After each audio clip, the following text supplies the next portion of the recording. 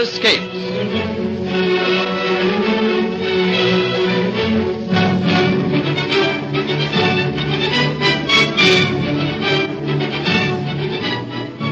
200 years ago, in the little German town of Stettin, there was born a girl who was destined to become one of those rare personages who have helped to mold the history of the world. But at the time of her birth, no one suspected the part she was to play. The daughter of a petty princeling, it was taken for granted that she would live and die in obscurity. But in Moscow, the faraway capital of Russia, statesmen were hatching their plots. Well, Bestuzhev, have you taken due thought as to His Highness's marriage? I have, Your Imperial Majesty. And which is it to be, Poland or France? If we accept the Polish princess, Your Imperial Majesty, we embroil ourselves with all the enemies of Poland. Well? On the other hand, if we marry Prince Peter to the French princess, we embroil ourselves with the enemies of France. Whatever we do, we shall offend someone, but His Highness must marry. Have you ever thought of the Princess Catherine of Anhalt-Zerbst? Anhalt-Zerbst? Why, it's a toy state. One of my lesser barons has more power. But that might be an advantage. The Prince of Anhalt-Zerbst is so unimportant that he had neither allies nor enemies. You mean a marriage with the Princess Catherine would bring us neither dangerous foes nor embarrassing friends? Exactly. And the girl herself.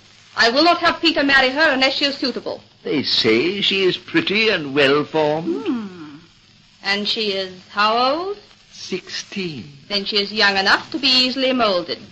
I think it not unlikely, Bestuzhev, that we shall send to Germany for this little Princess Catherine. Catherine, where are you? Here I am, Mother.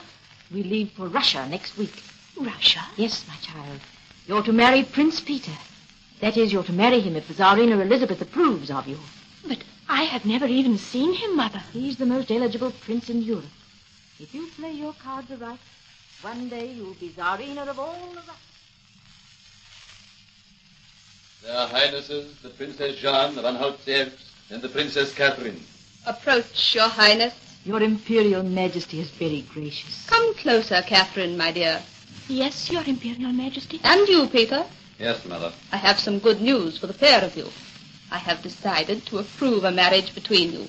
A formal announcement will be made tomorrow. Your Imperial Majesty is very gracious. I have not many years to live, Catherine. I want to see Peter settle down before I pass away. Your Imperial... Enough of that. I have matters to discuss with your mother. Peter, take Catherine into the next room. You will have much to talk about. Yes, Mother. Catherine. Don't be taken in, Catherine. Taken in, Peter? What do you mean? By what the old hen said. I thought she spoke kindly. I hope you're not going to turn into another hypocrite, Catherine. I warn you, I won't be interfered with. I don't want to interfere with you. Don't play the little innocent. You've heard about Marie Vorontsov. She's very attractive, isn't she? She's the woman I should have married. And it's not my fault that I'm not marrying her either. Tsarina is asking for you now. For both of us? Yes. Come along then, Catherine. Remember, I beg you, Your Imperial Highnesses, that she is very weak. All right, all right. Come on, Catherine. Approach, my children. The light is so dim, Your Imperial Majesty. I can hardly see you. The brightest sunlight would make no difference to me now. Well, my children, to this must we all come, kings as well as commoners. Peter. Yes, Mother. You will be Tsar of all the Russias in a few hours' time. I beg that you will treat your subjects well. Yes. And treat Catherine well.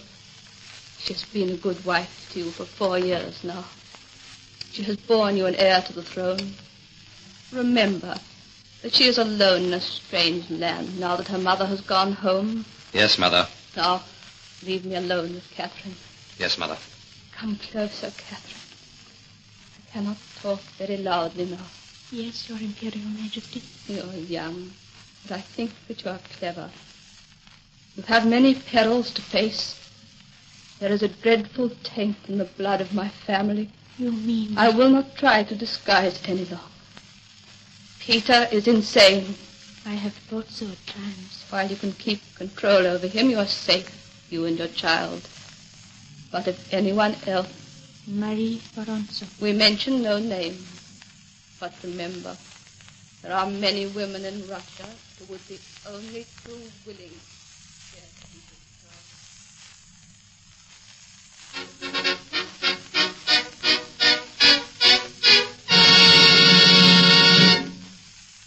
It is hereby proclaimed that Peter Ulrich is from this day henceforth Tsar of all the Russias. Long live the Tsar! Long live the Tsar! Here, you. Second from the left. 2 paces forward.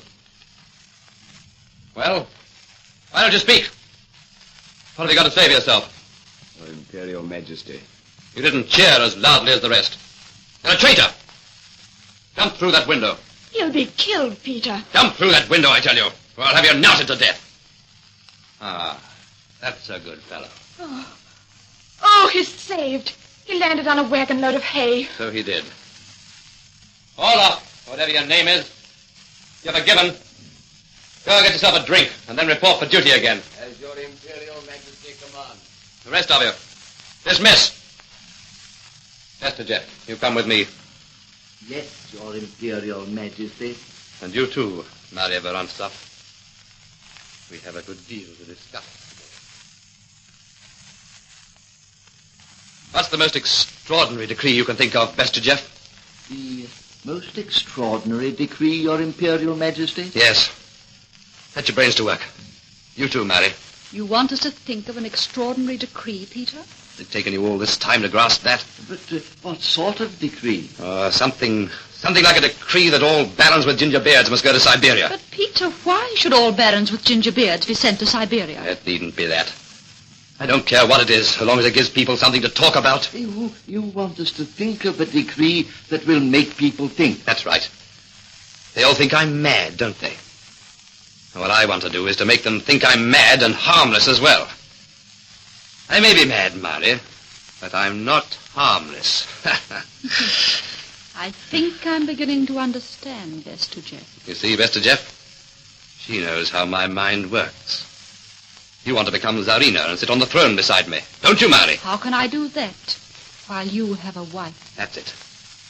We must get rid of the Tsarina. Come a little closer and I'll tell you what my plan is. Your Imperial Majesty. Yes, Stephen.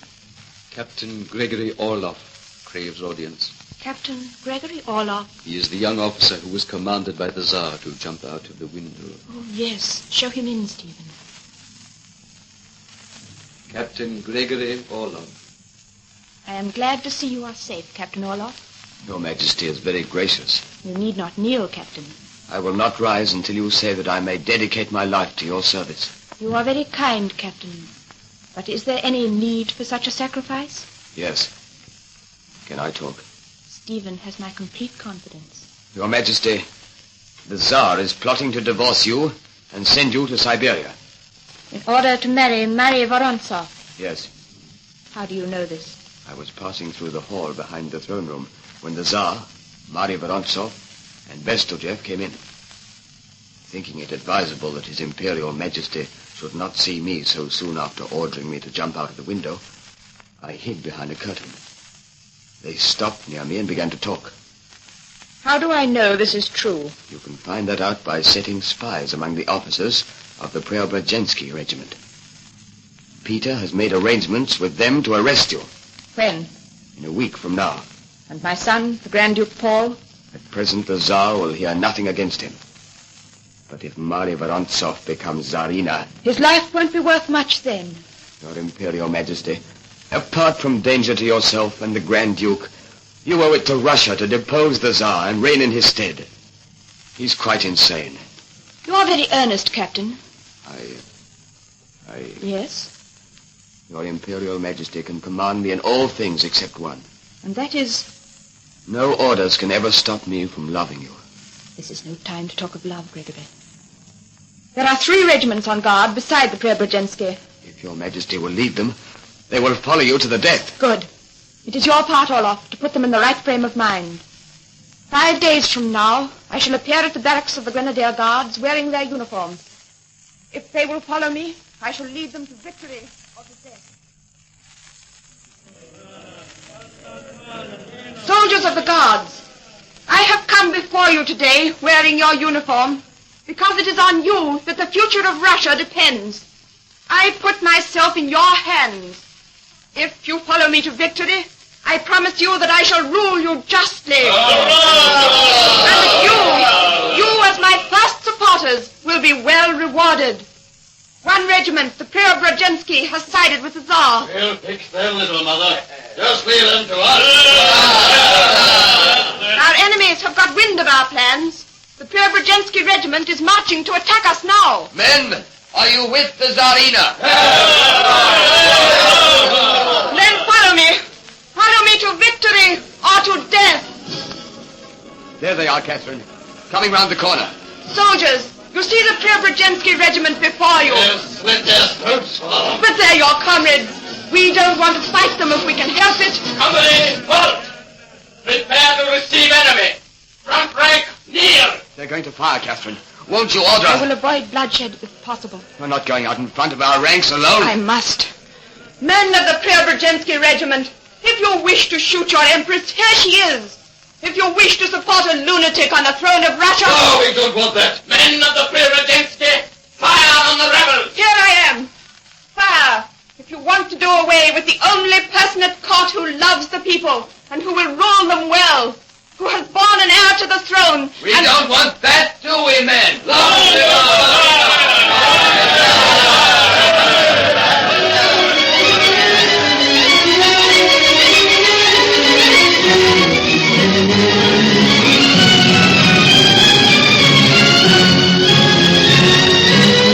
And so Catherine of Russia began that rule that was to make her one of the most famous sovereigns of all time.